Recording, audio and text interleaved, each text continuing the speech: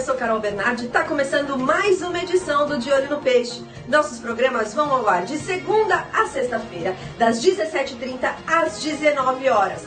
Também tem as edições aos finais de semana, transmissões de jogos, tudo para você ficar muito bem informado sobre o Santos Futebol Clube. De Olho no Peixe é um canal independente e você pode fazer parte de tudo isso. Você pode ser membro do nosso canal.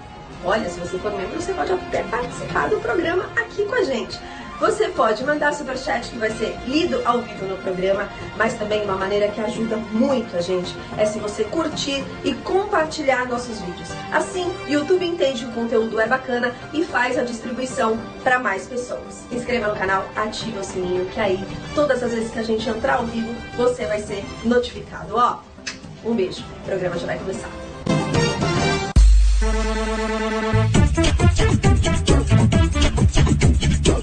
Começa agora, De Olho no Peixe. De Olho no Peixe. Um programa diário na dose certa para você ficar bem informado. De Olho no Peixe com a equipe Análise Tática. Sejam bem-vindos a mais uma edição do De Olho no Peixe, uma edição especial nesta segunda-feira, 25 de dezembro de 2023. Vamos juntos nessa próxima hora para poder atualizar informações do Santos? Não, né? Dia 25, as informações do Santos são as mesmas de ontem, são as mesmas de anteontem. Todo mundo dá aquela descansada. O Santos que está projetando 2024, né? Mas que já buscou muitos jogadores no mercado, tem acertos encaminhados, jogadores que estão de saída, mas esse dia 25, espero que você que está aí do outro lado tenha tido uma excelente noite de Natal com os seus próximos, com aqueles que te fazem bem e te fazem feliz, né? E que nós possamos ter essa segunda-feira como um dia de grande reflexão, né? Com o Natal é sempre importante a gente entender aí o significado e o quanto é importante estar próximo daqueles que a gente ama. E claro que o coração do torcedor o coração do santista, é um coração que sofre muito, sofreu muito em 23, né? E a gente quer trazer um pouquinho de boas histórias, boas recordações, né? E o nosso convidado especial desta edição de Natal aqui do De Olho no Peixe, desta segunda-feira, é o Zé Elias. Zé Elias, que foi campeão brasileiro com o Santos em 2004, hoje é comentarista dos canais ESPN, é o nosso convidado nesta edição especial. Zé, que prazer ter você aqui, muito bom poder falar do alvinegro mais famoso do mundo e recordar boas histórias contigo, Zé. Seja bem-vindo. Não, o prazer é todo meu, Felipe. É um prazer poder falar com você de novo, né? Fazia muito tempo que nós não nos falávamos. É um prazer também participar do programa com a Carol, né?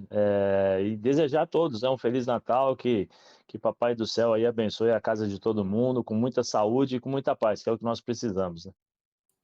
É isso, Carol Bernardi. Estamos em mais uma, né? Dia 25 de dezembro, De Olho no Peixe não para. A gente já tinha avisado a todos um programa especial, com um convidado aqui mais do que especial. Vamos fazer um programa bacana aqui de muita resenha, Carol Bernardi.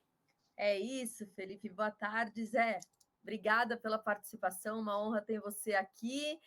25 de dezembro, Felipe Camargo, isso significa que eu já completei mais uma primavera, entendeu? Significa que eu já tenho um ano a mais, que eu não preciso dizer quantos, na minha vida, e esses cabelos brancos aqui não é da idade. Um chama Marcos Leonardo, outro chama Rueda, outro chama Soteldo, entendeu? Tá cheio, então.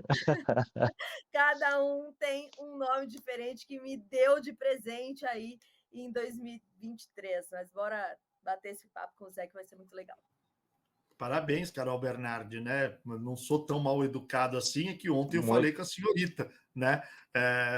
Comemorando mais uma primavera. Parabéns, né? 18 anos de vida. 18, é isso aí, Carol Bernardi. Agora tirando o CNH e tal. Alô, Justus Multas, fique de olho na Carol Bernardi, né? Bom, Vamos atualizar, então, o que temos do Santos e vamos conversar muito com o Zé Elias. Sempre para José Alves Contabilidade, seriedade e competência na prestação de serviços. Gerry Araújo, barbeiro dos boleiros. Com a gente também, Justus Multas, defenda os seus direitos. Né? Formas e Fios Hair, leve a mulher da sua vida para ter um dia de princesa. E também com a gente, Sou Festa Turismo. Ô Zé, hoje você é comentarista, aliás, já bons anos que você é comentarista esportivo, tá desse lado aqui do balcão, né? E muitos dos santistas talvez não imaginassem que o pior poderia acontecer. Mas porque fala com o coração, a história de time grande não cai, né? Mas basta não administrar bem, tá mais do que provado que time grande, time gigante pode cair. Qual foi o momento, Zé, que você, pela tua experiência, pelo que você vem acompanhando, você percebeu que esse Santos aí pode cair nesse ano de 23? Teve um momento exato ali, Zé? Porque foi um Santos que oscilou muito, tomou de 7-1, mas depois conseguiu 7 jogos sem perder. Qual foi o momento, Zé, que para você, você viu que a coisa do Santos ia degringolar? Eu acho que nas últimas partidas, Felipe, porque até então o Santos oscilava, né? O Santos conseguiu ganhar, por exemplo, do Flamengo, ganhou do Palmeiras, jogos improváveis. E aí você fala, poxa, agora o Santos vai competir ao menos, né? O Santos vai poder trocar marcha, vamos dizer assim, e sair desse time limitado em termos de qualidade e tal. O time competia muito, mas no futebol hoje você não consegue só ganhar o jogo só correndo, né? Você precisa jogar, você precisa saber se posicionar com a bola, sem a bola. Existem várias fases hoje dentro de 90 minutos. E o Santos, nas últimas partidas, não conseguia fazer nenhuma delas da melhor maneira possível, né? Ou seja, tinha que se defendia mal, tinha que atacar, atacava mal. Emocionalmente era um time muito instável. Eu acho que isso também foi um dos grandes problemas do Santos, porque você percebia que os jogadores estavam nervosos, erravam um passe, todo mundo entrava em desespero, né? E isso acaba contaminando um pouco o vestiário. E eu acho que foi isso daí. Além, no meu modo de ver, eu acho que foi um dos piores ou dos Santos mais fracos que eu vi nos últimos anos em termos de qualidade. Né? Jogadores com muitas limitações técnicas, jogadores com problemas emocionais para jogar e ter as tomadas de decisões importantes, né, para poder ajudar o Santos. E você não via isso na equipe durante os últimos jogos, né? Você tem um episódio lamentável aí, né, envolvendo tanto o Marcos Leonardo como também o Jean Carlos, né, o Jean Lucas, né, desculpa. Então, num momento como esse, você não pode ter esses episódios. Aí, ao invés de tentar sair do buraco, né, você afunda ainda mais. Foi o que aconteceu, né? Carol, o Zé lembra, né? Fique à vontade para fazer sua pergunta ao Zé também, mas até em cima do que o Zé está trazendo, eu acho que foi uma sensação geral quando vence o Goiás em Goiânia por 1-0, que era um rival direto. O Santista achou, pô, precisamos de uma vitória em 3 partidas, 2 delas são em casa. Tá tranquilo.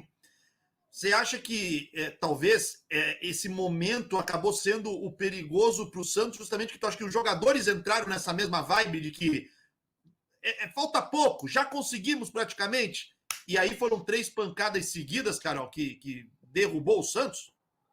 Tem isso e também, mas tem o fato, Felipe, que eu acho que os jogadores entraram de uma maneira, na última rodada, a gente tinha o Vasco podendo ser rebaixado e o Bahia podendo ser rebaixado. Se a gente pega os 3 jogos para assistir, o Bahia entra com a faca nos dentes querendo ganhar o jogo. O Vasco entra querendo ganhar o jogo. O Santos entra sendo mais um jogo. Quando você para racionalmente, assim, friamente, para analisar os 3 jogos. E talvez, eu não sei se o Zé tem essa mesma percepção, eu acho que o jogador do Santos ele entra com a convicção que o Atlético Mineiro ganharia do Bahia. Porque, assim, mesmo que o Santos fosse derrotado, se o Atlético Mineiro ganha do Bahia, salva o Santos. Então, eu acho que ele entra com essa convicção e é por isso que entraram com tanto, entre aspas, desleixo. Que teve momentos, alguns minutos, que o Santos jogou ok, com vontade, sem errar tanto passe e tal, mas não demonstrou uma grande partida assim, né? Eu não sei o que o Zé pensa em relação ao comportamento da partida contra o Fortaleza, mas uma coisa é fato, né, Zé? O Santos só dependia dele, e quem chegava a Vila Belmiro, da própria imprensa, olhava um para o outro e falava assim: se depender daqui, não sei não. Só não cai se lá em Salvador ou no Rio alguém ajudar. Já havia uma falta de confiança de quem estava de fora em relação ao Santos. Eu não sei internamente, você que é um cara que viveu muito bastidor de futebol, o quanto que esse clima, essa áurea também, você já lembrou também do episódio antes da viagem a Curitiba com Jean Lucas e Marcos Leonardo? Tudo isso pode depor contra, Zé. Felipe, assim, o jogador de futebol, ele sabe a qualidade do seu time e sabe a partida que faz, entendeu? Nas 7 partidas em que o Santos ficou invicto, é, tem muitos jogos ali que o Santos era para ter perdido no primeiro tempo, próprio contra o Palmeiras, contra o próprio Flamengo, se eu não me engano, mas contra o Palmeiras era muito claro, por exemplo, no primeiro tempo era o Palmeiras ter feito 3 gols, no mínimo, de tantas oportunidades que o Palmeiras criou. Né? No segundo tempo, o Santos conseguiu a virada, né? Conseguiu fazer o resultado. Mas dentro do vestiário, um olha para o outro assim e fala: nós jogamos bem, nós demos sorte. Entendeu? A gente tem que jogar mais. Os caras sabem disso. Eu não sei se internamente o Marcelo cobrava isso dos jogadores, mas quando ele vinha a público e falava assim: nós trocamos um ponto hoje com a derrota do jogo ali, nós trocamos um ponto hoje com a vitória ali, entendeu? Sabe, esse discurso, muitas vezes, chega no vestiário, o jogador não... Tá bom, tem a cobrança do treinador, o treinador achou que foi importante o empate, né? Então isso tudo, eu não sei, eu vou falar aqui, eu não sei se o Marcelo fazia outro tipo de discurso dentro do vestiário, entendeu? Porque tem muitos treinadores que eles blindam os seus comandados, vamos dizer assim, Eu ia te né? perguntar exatamente isso, se não era uma maneira de blindar, mas que pode ter a possibilidade de ter outro discurso dentro. Exatamente isso, né? Eu ia falar, porque tem muita gente que externamente faz um tipo de discurso e internamente não, internamente trabalha de outra forma. Nós estamos vendo, para pegar um exemplo aí do Abel, nós conversamos na ESPN com 2 jogadores do Palmeiras e eles não acreditavam que o Botafogo poderia perder o título. Eles foram claros quanto a isso. Olha, não acreditávamos, 13 pontos, 14 pontos e tal. Só que o Abel falou: não, o favoritismo é do Botafogo, favoritismo do Botafogo. Mas internamente ele trabalhava com a possibilidade dos jogadores: olha, vamos buscar. A gente não pode perder o foco, não pode perder a concentração. Né? Eu não sei se o Marcelo fazia esse tipo de jogo, né? Externamente ele blindava os jogadores e internamente havia uma cobrança. Sinceramente, eu não sei. Mas o jogador, ele é muito daquilo que ele escuta, que ele vê. Se você falar para o jogador: olha, você está cansado, você precisa descansar e não dá para você jogar, mesmo o cara se sentindo bem, ele vai acreditar. Se o jogador escutar a semana inteira o treinador falando: nós vamos ter rodízio, o cara os nossos jogadores estão desgastados, eles já entram em campo cansados. Né? Eles já entram em campo com essa mentalidade. Então, eu acho que o grande erro do Santos foi entrar nesse último jogo achando que o Atlético Mineiro fosse ganhar do Bahia. E esqueceram que tinha que ganhar o jogo, né? Para não depender de outros resultados. Porque quando você depende de outros resultados, você gera insegurança, nervosismo, muitos jogadores se escondem atrás da bola, jogadores que não querem receber essa bola para não ter a responsabilidade de perder a bola e acontecer algum lance ou um gol do adversário. Tem muito isso dos jogadores, né, vamos dizer assim, dentro do vestiário e o comportamento em campo. Eu particularmente achei que o Santos, quando chega na última rodada e chega já nessa forma, eu falei assim: tanto que eu fui perguntado no programa e me falaram qual era o time que poderia ter uma grande possibilidade de cair. Eu falei assim: olha, se depender dele, o Santos, porque ele não está jogando bem. Mas como ele depende, por exemplo, existem outras combinações de resultado, o Atlético ganhando do Bahia e tal, mas para mim o Santos era o que jogava menos bola, de todos os de Bahia, Vasco e Santos, o Santos era o que jogava menos bola, e você via isso claramente. Né? E infelizmente aconteceu para mim é um desastre, né? Porque eu joguei no Santos durante 1 ano e meio e aprendi a gostar da cidade, gostar do Santos. Eu tenho amizades aí duradouras, né? Já são quase 15 anos, são quase 20 anos que eu joguei no Santos, né? 2004, 2005. E até hoje eu tenho muitos amigos, inclusive nesses dias eu conversei com o Dr. Taira, falo com o Dr. Merosso, então isso é triste, né, para gente que aprende a gostar do Santos. Eu tenho o Santos como um clube muito especial na minha carreira, né? Sem dúvida nenhuma. Aliás, é Elias que foi campeão brasileiro. Já já quero falar, resgatar esse bom momento da história do Santos, o último título brasileiro de fato do Santos. Depois veio uma Copa do Brasil em 2010, que foi o último título nacional, né? Mas a gente vai falar mais com o Zé. Diga, Carol Bernardi. Não, eu ia perguntar que esse período que o Santos está vivendo, né? Que sempre de uns 3 anos para cá, flertando com o rebaixamento. Ah, esse ano acho que vai. Aí acontece alguma coisa no final do ano e se salva. Passaram muitos treinadores assim nesse período no Santos. E muito se discute, Zé, eu quero perguntar isso até como uma curiosidade por quem já você hoje como comentarista, mas já viveu muitos anos no vestiário e com equipes diferentes, com clubes diferentes e sente. Ah, não, hoje o Santos precisa de um técnico paizão que vai abraçar todo mundo, que foi quando entrou o Cuca ali e acabou levando o Santos para uma final de Libertadores.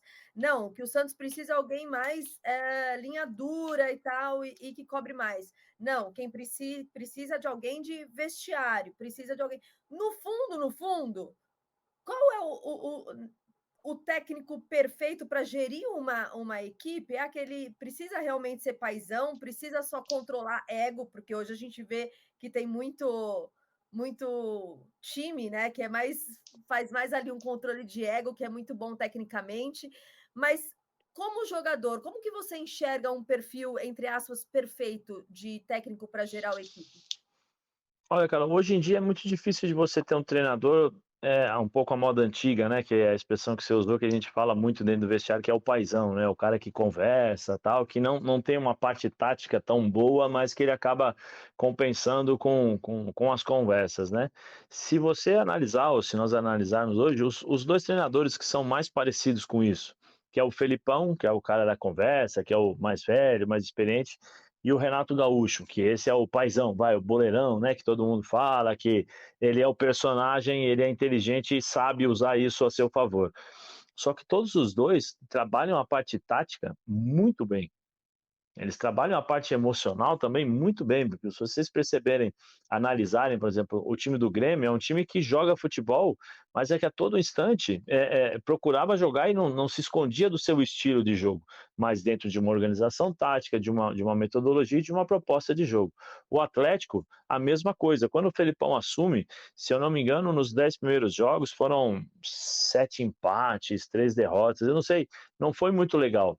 Mas só que depois você consegue perceber o que o Felipão faz, traz a confiança para os jogadores de novo, estabelece um sistema tático de jogo que era nítido, que você percebia, né, a linha defensiva, os dois volantes ali fazendo a marcação, depois algumas variações do meio para frente, né, dos volantes para frente, com o Hulk e com o Paulinho, ora o Hulk por dentro, ora o Hulk pela lateral, o Paulinho pelo lado esquerdo, né, você tinha o Igor Gomes por dentro, você tinha determinadas variações, mas você tinha uma variação, vamos dizer assim, uma referência tática dentro de campo. Hoje em dia não tem mais esse tipo de situação.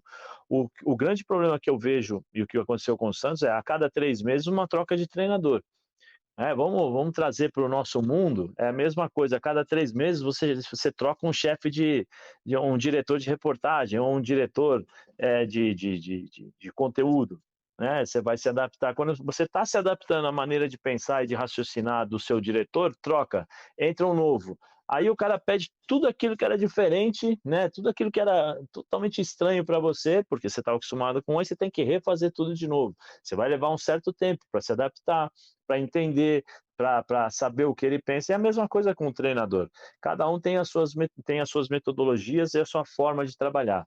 tem a forma de deles, vamos dizer assim, se comunicarem com os jogadores. Tem jogador que entende, tem jogador que não entende, tem jogador que acha que o cara é uma mala, tem jogador que acha que o cara vai prejudicá-lo. Então isso tudo influencia na performance do jogador. Hoje em dia os jogadores, eles são, não todos, né, mas uma grande parte, são muito, vamos dizer assim, cocoladas, né? Assim, aquela coisa de, ai, não, poxa, não pode falar, não pode fazer isso, não pode gritar, o que é o grande erro, né? Porque se você tem que ter responsabilidade, você tem que ser cobrado por aquilo que você foi contratado para fazer. E no meio do futebol, você trabalha com adrenalina lá em cima. Então, eu acho que essas mudanças de treinadores ao longo dos anos atrapalharam muito o Santos. E nesse último ano foi, né? Começou. Quantos treinadores o Santos teve nesse último ano? 3, né? Não, No mínimo. 5. Não, foram 5. três no mínimo que eu lembro. Ah, Mas sim. você tem, no mínimo. E aí você termina com um treinador, entre aspas, que era para ser interino, mas que depois foi efetivado, né? Que é o Marcelo. Então, assim, é muito complicado para o jogador. E aí você soma o jogador com, né, quer dizer, o grupo, o elenco de jogadores com as metodologias diferentes e um elenco de jogadores limitados. Eu tenho que frisar isso. O time do Santos esse ano era muito limitado nas questões técnicas. Eram jogadores limitadíssimos a fazerem determinadas coisas. O time mudou um pouquinho, melhorou quando chega Rincon, né, que aí dá no meio-campo uma certa segurança para os jogadores. O Jean Lucas fez algumas partidas que ele conseguiu dar um algo a mais, ele trouxe um algo a mais que até então não tinha o Santos, que é um pouquinho de aquele cara que chega na área, que pisa na área, finaliza, sabe, tem uma movimentação maior. Tirando isso, você não tem muita coisa. O Marcos Leonardo não é o cara que pega a bola no meio campo e sai driblando todo mundo para fazer o gol. Ele depende de um cara para criação das jogadas. O Soteldo era altos e baixos, né? Em uma partida você tinha 4 tipos de Soteldo: aquele que pegava na bola e fazia lances espetaculares, aquele que não fazia nada, aquele que sumia do jogo, né? E aquele que fazia um pouco a gracinha ali para tentar descontrolar os times adversários. Mas não era um cara que solucionava os problemas do Santos. Um dos grandes erros, para mim, no meu modo de ver, a contratação do Lucas Lima. Você não pode contratar um jogador faltando 6 jogos para acabar o Campeonato Paulista e fazer um contrato de produtividade com ele nesses 6 jogos. Ou seja, se você joga 60% desses jogos, você tem um contrato prolongado, né? Você tem um contrato de 1 ou 2 anos. Acho que ele fez o contrato de 2 anos. Sabe, é errado, porque você tem que analisar o passado desse jogador. O Lucas Lima não jogou em lugar nenhum. Saiu do Santos, foi para o Palmeiras, não jogou. Foi para o Fortaleza, também não jogou. Por que ele iria solucionar os problemas do Santos? Sabe, você tem que fazer isso, você tem que fazer uma análise hoje. Hoje o futebol não é só campo, são todos os fatores também, extracampo, comportamental, no dia a dia. Mas ele é profissional, eu também sou profissional. Se eu ganho o dinheiro que ele ganha, eu vou e treino todos os dias e me mantenho em forma. Agora, durante o jogo, ele me entrega o que eu estou pedindo? Não. Então eu não tenho necessidade de fazer um jogo 60% de 6, eu prolongo um contrato dele de 2 anos. Aí foi um grande erro. Depender E do Lucas aumentando Lima 5 vezes, né, o salário. Sim, e aí você fica dependendo de um jogador que há no mínimo 5 anos não joga, não tem regularidade de fazer boas partidas. E é a fórmula para você ter problemas durante o campeonato. E foi isso que aconteceu. Felipe, só para coincidentemente, né, Carol, além do Lucas Lima, tivemos outros episódios de jogadores que, quando estavam emprestados, davam entrega, né? Quando renovavam, em definitivo, Lucas Pires, Rodrigo Fernandes, quem mais? Nós tivemos aí outros que renovou o Lucas Lima, o cara parou de jogar bola, Carol Bernardi. Eu ia falar sobre isso, Felipe, e ia perguntar para o Zé Elias, que ele tocou num ponto que eu bati muito nessa tecla em 2023, que ele falou da parte do mental, né? Quem que ajuda nesse sentido? É a psicóloga do clube? É o próprio treinador? É a comissão técnica? Ou é o jogador por si só que faz isso? Como que funciona para manter esse mental forte?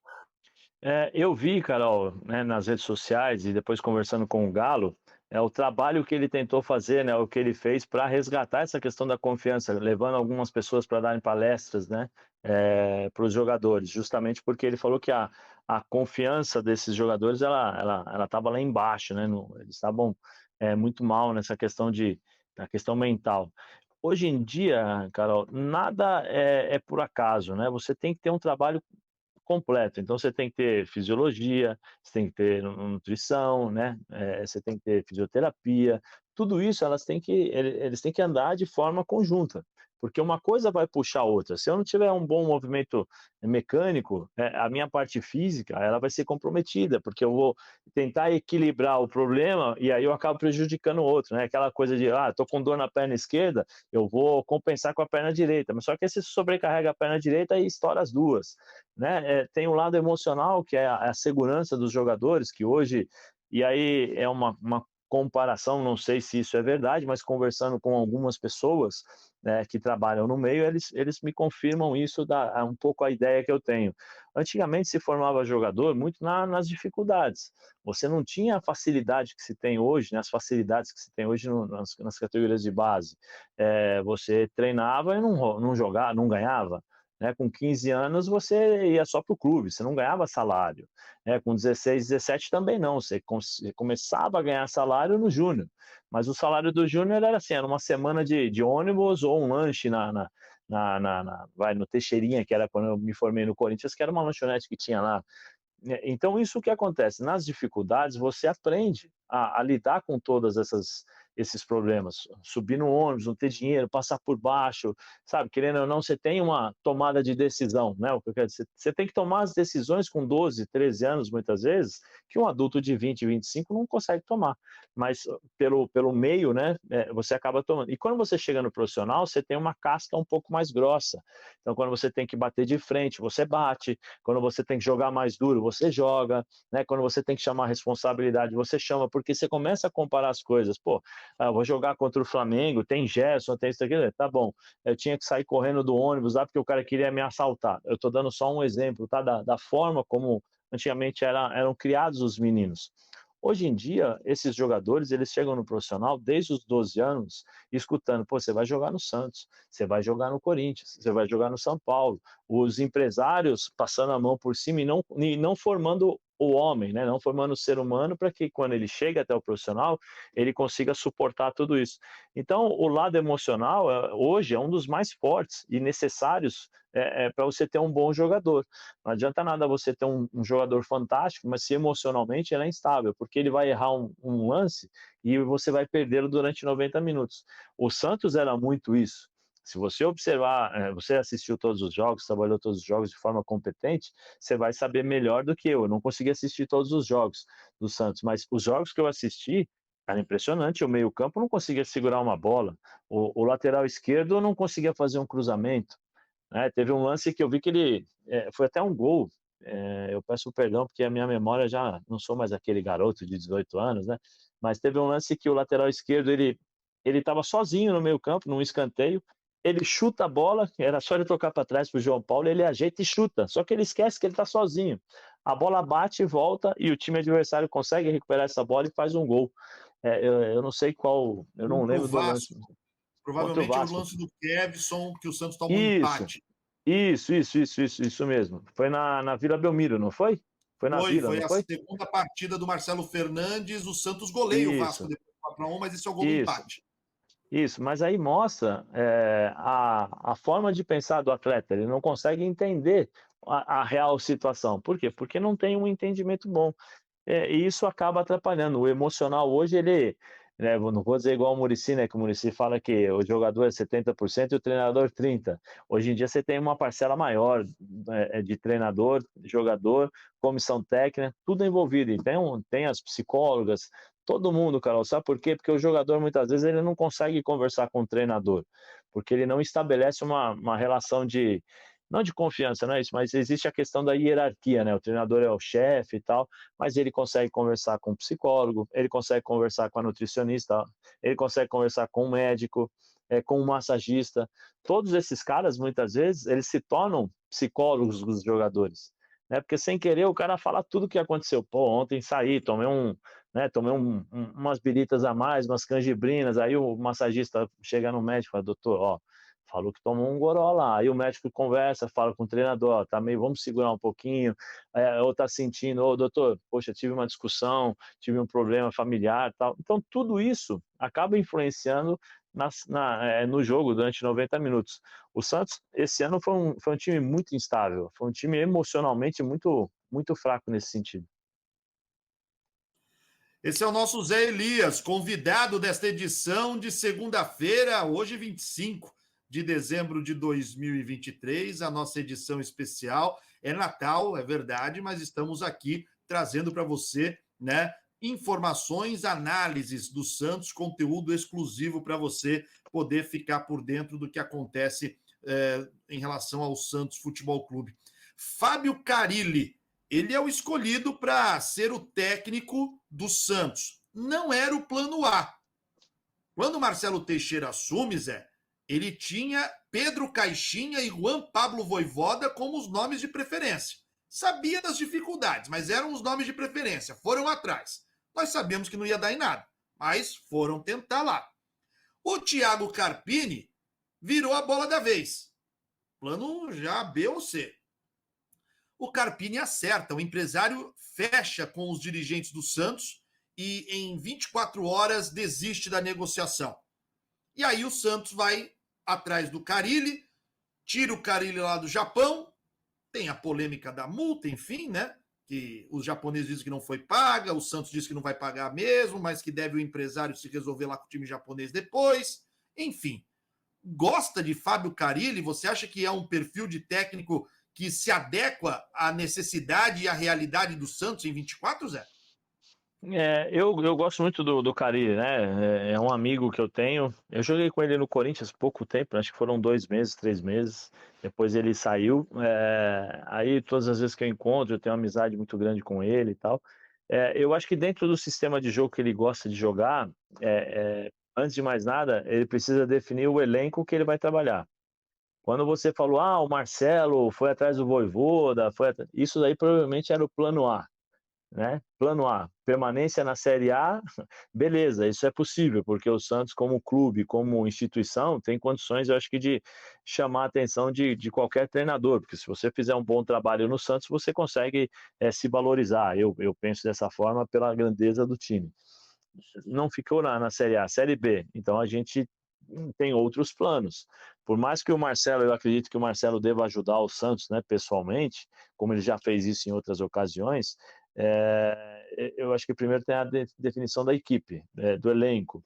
E eu acho que agora, com a presença do Carille, ele vai direcionar o que ele precisa. Ele vai fazer uma leitura do que ele tem nas mãos com o elenco, vai saber quem fica, quem sai, e ali ele vai falar, olha, eu preciso dessa posição, dessa aqui, esse jogador mais jovem, um jogador mais velho, mais experiente, porque você precisa trazer para o Santos referências em cada repartição, vamos dizer assim. Na defesa, você tem que ter uma referência. A referência que eu falo é o cara que vai mandar na defesa, não é o cara que simplesmente vai ser mais um, entendeu? No meio-campo, a mesma coisa, no ataque, a mesma coisa. Por quê? Porque a Série B é muito difícil.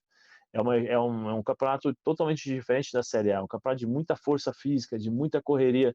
Se você não tiver suas referências dentro de campo, nos momentos difíceis, você vai sucumbir ao adversário, você vai sentir. E o Santos não pode fazer isso, porque o Santos vai ser a mira, né? O Santos vai ser o grande time da Série B, que vai ser todo mundo, os olhos estarão voltados para o Santos.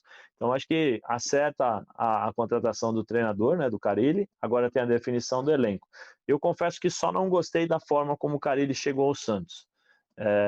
Eu não gostei, eu acho que o comportamento não foi o comportamento ideal, né? Eu acho que ele poderia sentar, conversar com o pessoal do Japão, olha, recebi essa oferta, tenho essa proposta, gostaria de voltar, porque não foi assim. Eu sei porque eu converso com as pessoas que trabalham, alguns amigos, né, alguns contatos, especialmente do Japão lá, inclusive a pessoa que o levou, que os japoneses ficaram assustados, porque de uma hora para outra chegou a notícia de que o Carille havia acertado com o Santos e não sabiam de nada. E isso eu acho que é uma coisa ruim, porque a imagem que você passa para o mercado japonês é uma imagem ruim.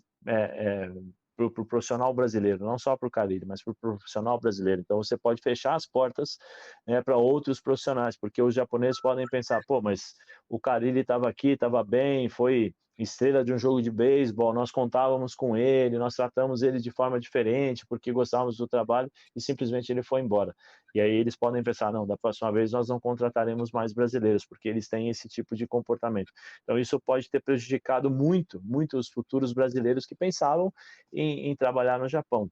E essa multa aí, os japoneses já, conversando com eles, eles vão querer integralmente, não tem nada de parcela não. Eles querem, acho que são $2 milhões, né, a multa. 1,5 milhão. Eles, 1,5 milhão. 1,5 milhão, né? Eles vão querer integralmente, eles não querem parcelado, porque eles vão ter que lidar com uma série de situações, com os jogadores, com diretoria, fazer um novo planejamento, e isso para eles é uma coisa, foi inaceitável. O que nós temos de informação é que o Santos pediu a ajuda do Paulo Pitombeiras, empresário, para que ele, empresário, acertasse a situação. O Santos, através do presidente Marcelo Teixeira, diga, Zé. Não, o que é um erro, né? O que é um erro, porque senão você vai ficar de mãos atadas com o empresário, porque daqui a pouco o empresário vai lá, mapeia os melhores jogadores nas categorias de base e fala, eu quero 10%, 20% daquele ali, 30% daquele, eu quero 80% daquele, ou senão ele tem um jogador, né, no profissional, o jogador se destaca e ele fala, ó, vende, porque eu quero reaver o meu dinheiro. Eu acho que clube nenhum deve pedir dinheiro a empresário. Nenhum. E se o Santos opta por isso, né, ou faz essa opção de, vai lá, Pitombeiras, paga você, pelo menos o que eu entendi, né, nas entrelinhas, a gente acaba entendendo que é isso. Vai lá, paga e depois a gente conversa aqui e faz um acerto. Eu acho péssima a ideia, se for de fato isso. E aí tem outras linhas de raciocínios também, né? O Santos. Primeiro que o Santos não tem realmente condição financeira, mas se o Santos buscasse nesse momento a fazer o pagamento por suas próprias forças, de que esse movimento do Santos poderia travar as negociações para enxugar o elenco. Né? O Santos tem aí uma folha de 12 a 13 milhões de reais e está tentando derrubar para 8, 7 milhões. Né? Aí que esse movimento de pagar uma multa à vista atrapalharia. Então o Santos tentou fazer esse movimento, um jeitinho brasileiro com o empresário, traz o Carille, não sei em que momento lá na frente isso deve ser acertado ou acordado, mas por hora o Marcelo Teixeira foi muito claro, não temos dinheiro, não temos condições, todos ajudaram, mas como disse o Zé, nas entrelinhas ficou claro que alguém vai pagar ou alguém pagou. Não pagou, né? Porque os japoneses disseram que ninguém pagou. Mas fica todo esse ambiente tumultuado. E a imagem fica feia lá no Japão, né? Em relação a essa atitude.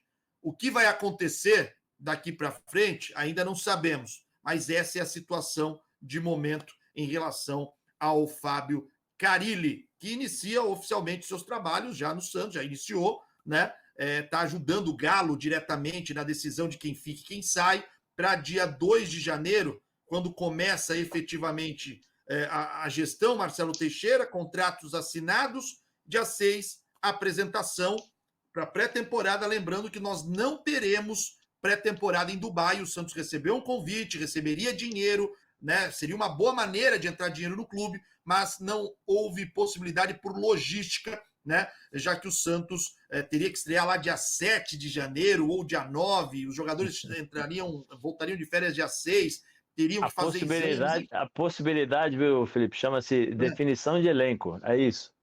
Pois é, né? Que é uma prioridade. É isso. É uma prioridade. Tem jeito. Então, enfim, isso daí já fica resolvido. O Santos vai trabalhar em Santos na sua pré-temporada. O Carille disse que pode rolar 1 ou 2 partidas, né, de jogo-treino. E o Santos que aguarda aí para saber se é sábado ou domingo o seu jogo de estreia contra o Botafogo em Ribeirão Preto pelo Campeonato Brasileiro. Carol, mais uma pergunta para o Zé Elias, nosso convidado aqui, comentarista dos canais ESPN, aliás, a quem eu agradeço, né, os canais ESPN por ter liberado o Zé Elias, né, tá aqui com a gente, também foi volante quando jogador e campeão brasileiro com o Santos em 2004, Carol Bernardi. É isso. Eu ia perguntar para ele que é Série B para o Santista é um assunto novo, né? O torcedor nunca viveu isso e talvez esteja sendo muito crítico nesse momento com as possíveis contratações. Ah, esse é velho demais, esse é novo demais, esse fez isso, esse fez aquilo. Mas talvez por isso, porque nunca viveu a situação e pensa num time como se fosse jogar a Série A. Eu brinco que talvez o Santista só tenha a real noção quando acabar o Campeonato Paulista e olhar ali na tabela do Brasileirão e ver um Santos e Amazonense. Aí talvez caia um pouquinho na realidade. Como você enxerga... Amazonas, no caso, né? Amazonas, desculpa. Como que você enxerga essas possíveis contratações do Santos? O único que está certo até então é o William Bigode, né, que já teve passagem por alguns clubes, mas se fala aí de um Gil, de jogadores mais experientes, que já está ali nos seus 30 e poucos anos, por o Santos trazer nesse momento com 1 ano de contrato e para viver essa Série B. Talvez seja a decisão mais acertada por ser jogadores mais cascudos, né? Não ser esse menino melindrado, amedrontado, que a gente falou agora há pouco, assim, que não Sim. viveu tanto do futebol? É assim, Carol, eu vejo assim, necessidade e capacidade, né? A necessidade do Santos é uma necessidade, como eu falei antes aqui, de ter referências, né? Jogadores que possam, nos momentos difíceis, passar um pouco de tranquilidade para os mais jovens, chamar a responsabilidade para si, né? Quando precisarem assumir o controle, por exemplo, de um jogo, chamar a responsabilidade dentro do vestiário, para se tornarem líderes dentro e fora de campo. Eu acho que alguns jogadores você precisa realmente olhar com outros olhos. Por exemplo, o Gil tem uma certa idade, mas analisando os últimos meses dele no Corinthians, ele fez um bom campeonato no Corinthians. Individualmente, eu acho que tanto o Gil como o Lucas Veríssimo foram poucas as peças que se salvaram no Corinthians ao longo do ano de 2023. Esses dois jogadores foram, acho que, os pilares nos últimos jogos que deram um pouquinho mais de segurança para o Corinthians. Caso o Gil não estivesse lá, nem o Lucas Veríssimo, eu acho que o Corinthians estaria facilmente aí brigando com o Santos nas últimas rodadas para não ser rebaixado. Então, o Gil, por 1 ano, tá, quem vai jogar ao lado do Gil? Qual é a forma de jogo do Carille? É a forma de jogo do Carille aquela defensiva ou ele vai propor o jogo? Como ele vai propor o jogo? Ele vai segurar um pouquinho mais, ele vai soltar um pouco mais o time, vai ser um time mais protegido. Então tem todos esses detalhes que precisam ser analisados para as contratações. Se você contrata o Gil, eu acho que o Gil vai servir de referência para o outro zagueiro, né? Eu acho que aí vai ser uma coisa interessante. O Gil pode ser esse cara que dá essa segurança e a tranquilidade para o cara que estiver ao lado dele. Mas eu acho que o Santos precisa contratar muitos jogadores. Lateral esquerdo, lateral direito, 2 meias para fazer funções diferentes dentro do campo, serem mais competitivos, é um time mais físico. O torcedor do Santos, ele não precisa esperar o ano que vem para falar, poxa, estamos jogando a Série B, é o time de Série B. Esse time que jogou a Série A esse ano é um time para jogar a Série B. É um time com qualidade de Série B. Eu acho isso, eu acho que tem muitas limitações. Você vai tirar 2 ou 3 jogadores? Quais? Fala para mim. O Rincon, que eu acho que foi o cara que conseguiu se destacar um pouquinho em termos de postura dentro de campo, que você via a experiência a favor do time. Mas se você analisar, quais foram os outros jogadores que você fala, não, esses caras se destacaram? Nenhum. O Santos não teve nenhum jogador. Problema, né, Zé? O grande problema é a folha salarial, né? Você tem realmente talvez um elenco que tecnicamente possa ser um elenco para jogar Série B, mas com folha salarial de Série A, né? Era a 6ª maior, cara. E aí se justifica porque o Santos tem esses problemas financeiros, né? O que aconteceu com o Santos em 2023 é resquício das administrações que começam lá com o Laor, desde a época do Neymar, né? A negociação do Neymar é vergonhosa. Como é que você diminui o tempo de contrato e abaixa a multa, né? Ou melhor, quer dizer, você mantém uma multa baixa, teoricamente, para o Neymar e diminui o tempo de contrato. É o contrário, você aumenta o tempo de contrato para aumentar o valor da multa. Ali já começou, depois você pega Odílio, Modesto, né, rolo, até chegar, no último presidente, né? Então é lamentável, né, o que fizeram com o Santos, aquela coisa de o time grande não cai, a camisa, não existe mais camisa. Se você não tiver uma boa administração, uma boa gestão e visão e responsabilidade, principalmente, a camisa não joga. Quem joga são os atletas que vestem a camisa, e aí sim podem fazer dela a camisa uma camisa importante. Zé Elias é o nosso convidado nesta edição especial de segunda-feira, dia 25 de dezembro de 2023. Ô Zé, na última quarta-feira, né, dia 21, o Ramon Menezes, ele convocou a seleção para disputar o pré-olímpico, né? E nessa lista que saiu, o Marcos Leonardo ficou de fora, Zé. O Endrick apareceu como uma das novidades, né? O Endrick que foi convocado até pelo Fernando Diniz nas últimas partidas das eliminatórias da Copa desse ano de 23. E o Marcos Leonardo, que teve no Mundial Sub-20, que mesmo não jogando tão bem, tinha a confiança do branco, foi para o Mundial, foi importante no Mundial da seleção que caiu nas quartas de final. Ficar fora do pré-olímpico significa que é melhor o Marcos Leonardo rever a rota da sua carreira, talvez. Porque de jogador muito importante no Santos e da base do Brasil, ele já talvez não é bem visto dentro do Santos, até pelo que aconteceu nas últimas rodadas do Brasileiro. E o sonho do Marcos Leonardo era querer ir para a Europa, mas jogar pré-olímpico, Olimpíadas, estar na Copa do Mundo. O que está acontecendo com o Marcos Leonardo, Zé? Eu sei que você não é um cara que vê todo dia ali, mas você, pelo teu olhar clínico, vai observando, vai conversando com um, com o outro. É preocupante o que se passa com o Marcos Leonardo, Zé? É o sonho e a realidade, né? É o que passaram para ele durante toda a vida dele e a realidade daquilo que se vê no futebol. Eu confesso particularmente que eu acho o Marcos Leonardo bom jogador, nada além disso. Eu acho ele bom jogador que tem uma capacidade técnica boa, é um jogador que sabe se virar ali entre os zagueiros, mas não é esse fenômeno todo como as pessoas colocavam, o Marcos Leonardo, não. Ele é bom jogador. Por ser um bom jogador, você pode ter sonhos, pode traçar planos, mas aí você tem a realidade e o que você faz dentro da sua realidade para transformar o sonho em verdade, né? Será que ele vem a público e fala exatamente o que aconteceu? Será que ele vai vir a público? Eu sei o que aconteceu, acho que vocês sabem, eu sei com todos os detalhes, porque conversei com pessoas... Ele desmentiu até numa publicação, né, Zé? Ele fez uma publicação recente e desmentiu já, disse que foi falado muita coisa. Pois é. Uhum.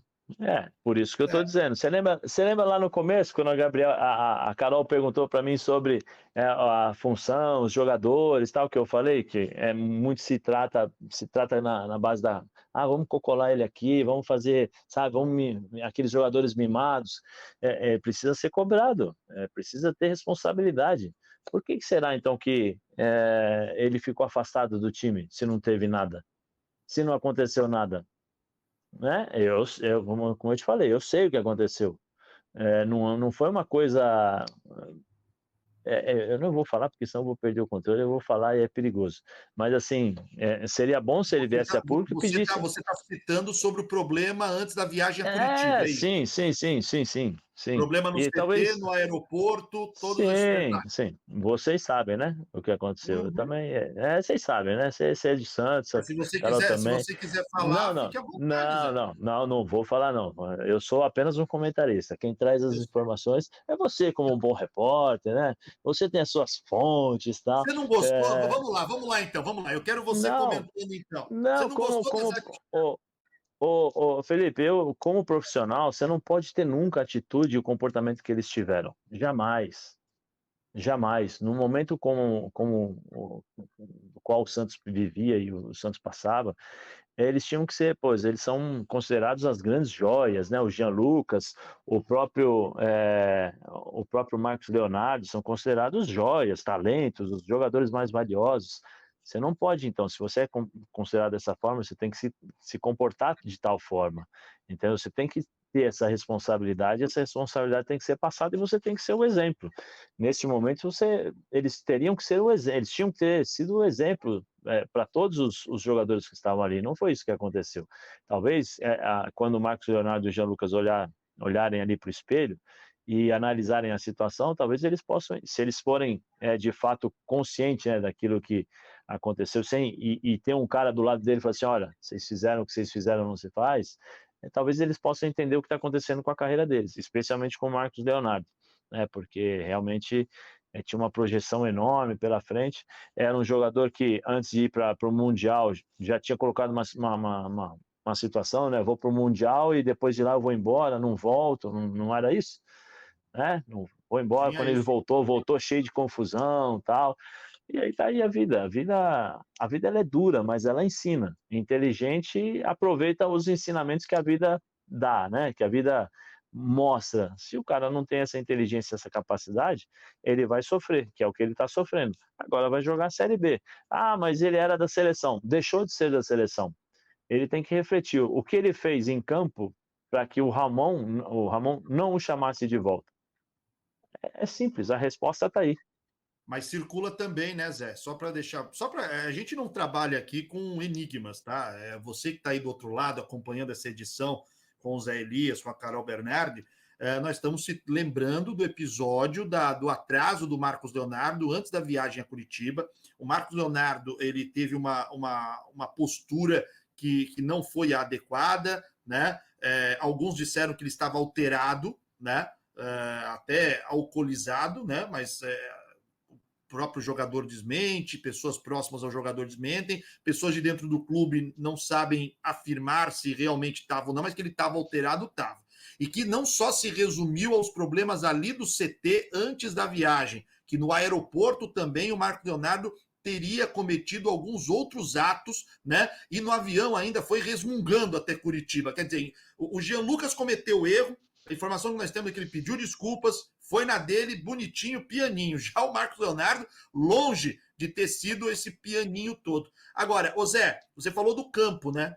Que vem sendo abaixo do Marcos Leonardo, embora o Marcos Leonardo acho que foi o quarto principal artilheiro do Campeonato Brasileiro. Mas esse tipo de comportamento extra-campo chega lá no ouvido do Ramon, não chega, não? Eu acho que chega. Tudo isso, todas as informações hoje, elas são recolhidas, né? Pelo treinador da seleção, por outros treinadores, pelos empresários, porque tudo isso é de boca, Felipe. O jogador de futebol, se ele fizer uma coisa aqui, por exemplo, o que ele fez ali, vai chegar lá no Japão, porque os caras se falam.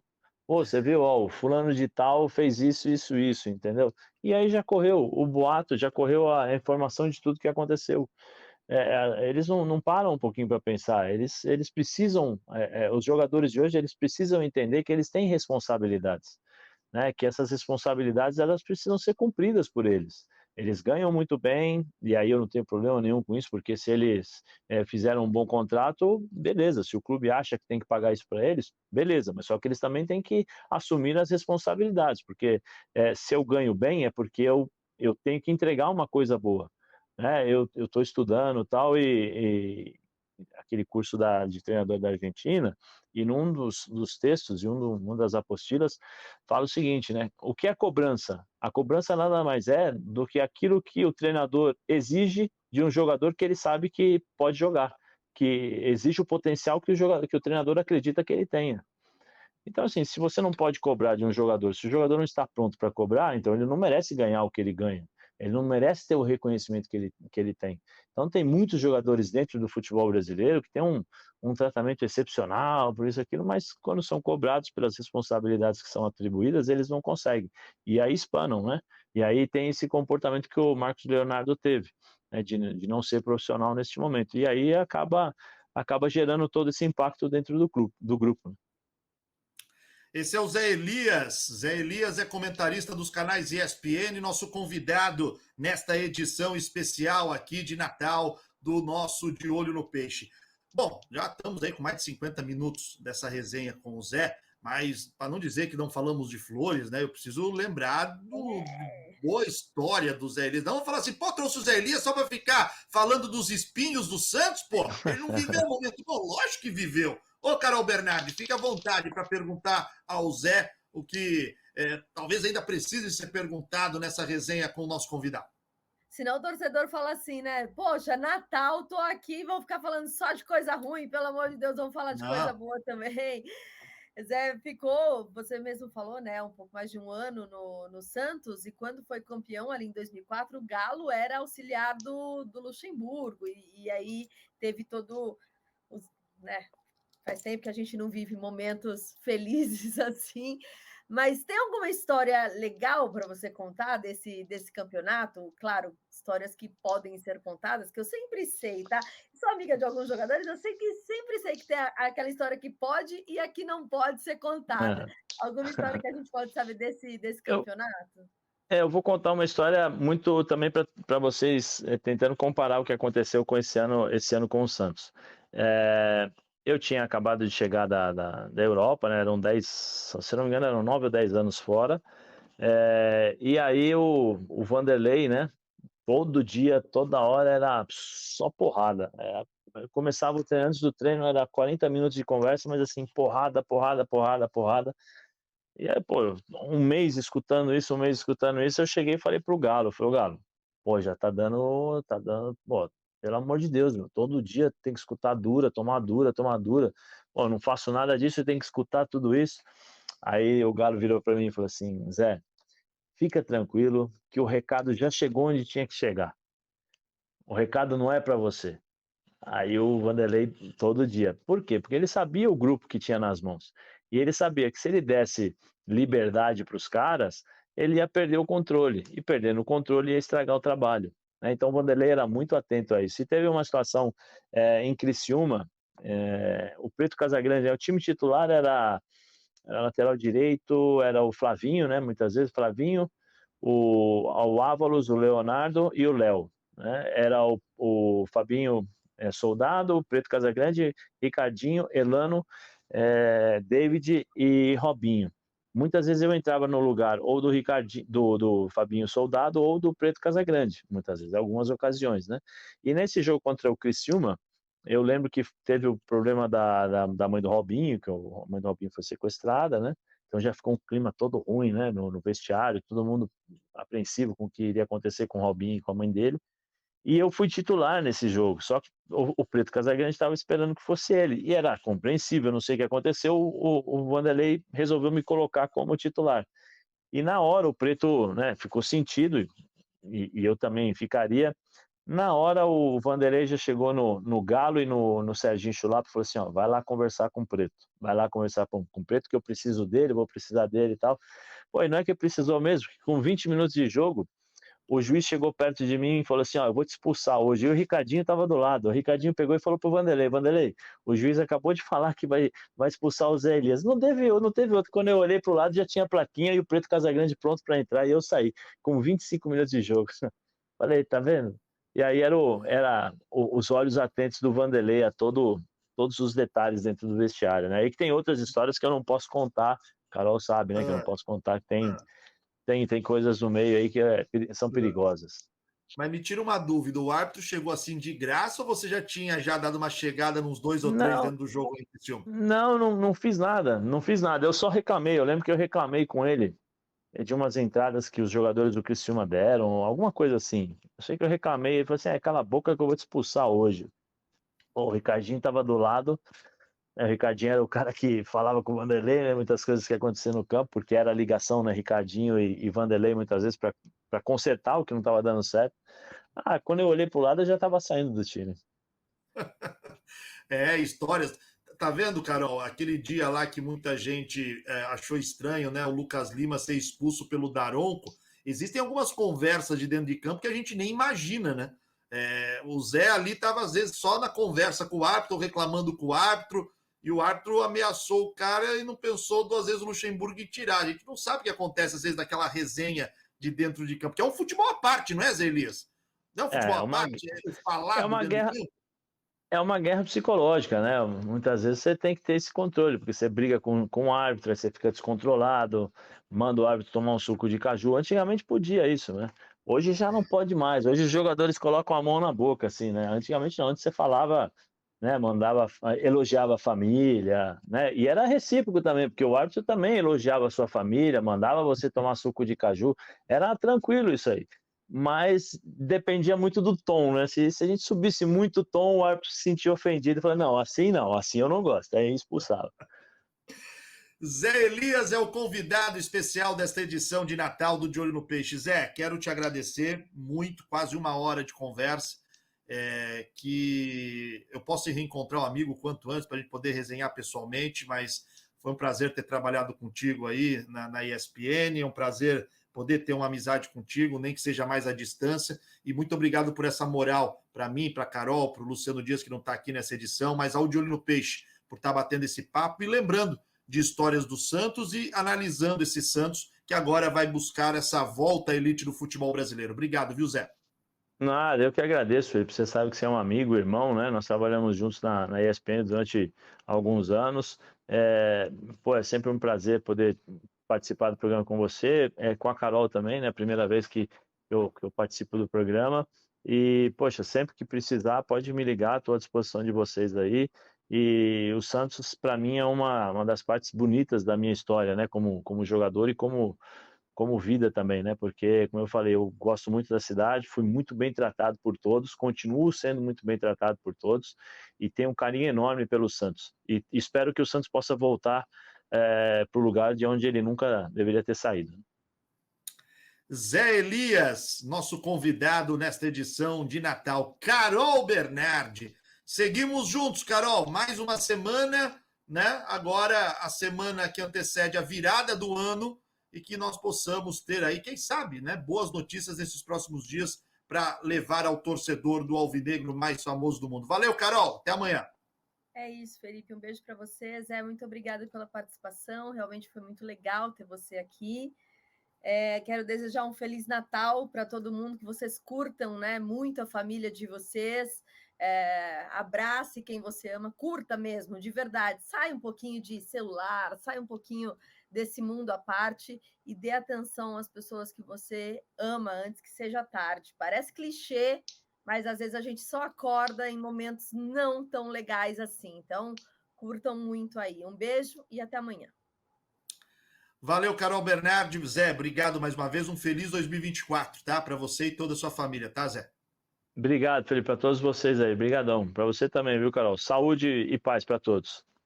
Valeu, De Olho no Peixe segue nesta terça-feira com mais atualizações do alvinegro mais famoso do mundo. Se sentiu um pouco de saudade, meio-dia estamos no Dial 100,7 com o Santos Futebol Rádio, também atualizando as últimas do Peixe.